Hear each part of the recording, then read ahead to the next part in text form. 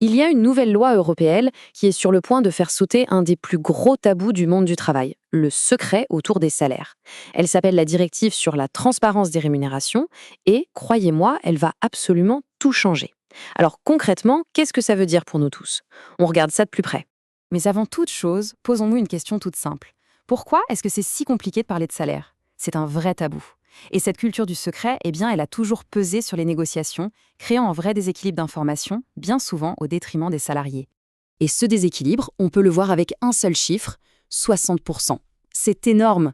C'est la part des entreprises françaises qui, aujourd'hui encore, demandent à un candidat son historique de salaire. C'est une pratique qui, en fait, ancre les inégalités d'hier dans les salaires de demain. Bon, mais tout ça, c'est bientôt fini. La solution, elle est là, c'est cette fameuse directive européenne. Elle doit être mise en place partout en Europe d'ici juin 2026. Et franchement, elle va complètement rebattre les cartes du jeu. Alors, mettons tout de suite les choses au clair. Non, cette loi ne va obliger personne à afficher sa fiche de paie sur la machine à café. L'idée, ce n'est pas ça du tout. On va travailler avec des données agrégées, anonymes. Par exemple, les salaires moyens pour un même type de poste. C'est de la transparence, pas de l'indiscrétion. La nuance est super importante. Ok, maintenant qu'on a posé les bases, allons-y. Plongeons dans le concret. Qu'est-ce que cette nouvelle transparence va changer au jour le jour pour les candidats et pour les salariés? Alors, pour quiconque cherche un emploi, c'est une petite révolution, vraiment.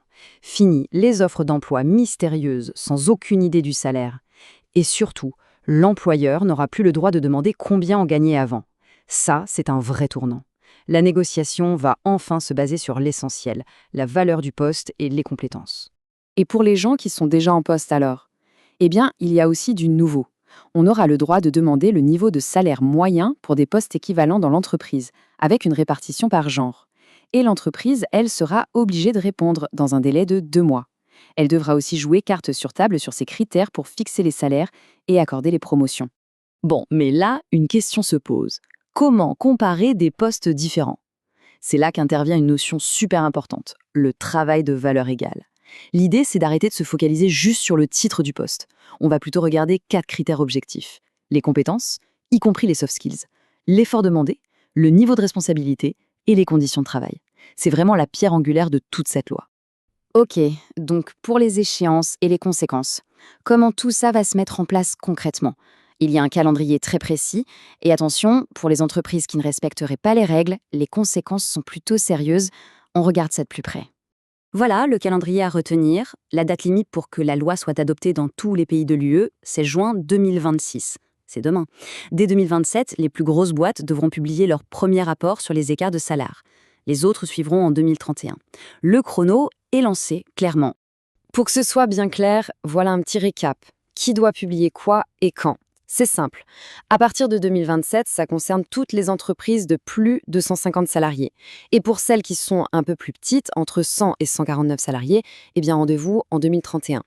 Et là, il y a un chiffre clé à retenir, 5%. C'est le chiffre qui change tout. Si une entreprise a un écart de salaire entre femmes et hommes de plus de 5% et qu'elle ne peut pas le justifier objectivement, alors là, elle sera légalement obligée de mettre en place un plan d'action pour corriger le tir. Ce n'est plus une option.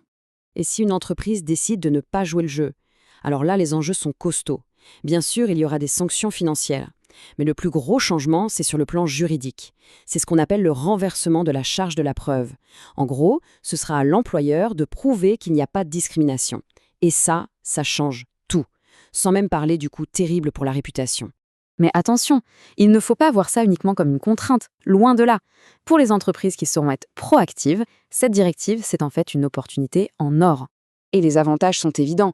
Une entreprise qui joue la carte de la transparence, elle attire les meilleurs talents, c'est logique. Elle renforce aussi la confiance et l'engagement de ses équipes. Au final, c'est une occasion unique de transformer une obligation légale en un vrai avantage concurrentiel. On peut finir avec cette idée qui résume parfaitement la situation. Ne subissez pas cette transition, pilotez-la.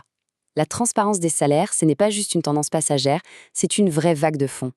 Pour les entreprises, la question n'est plus si elles doivent y aller, mais comment piloter ce changement pour en faire une force. L'heure de s'y mettre, c'est maintenant.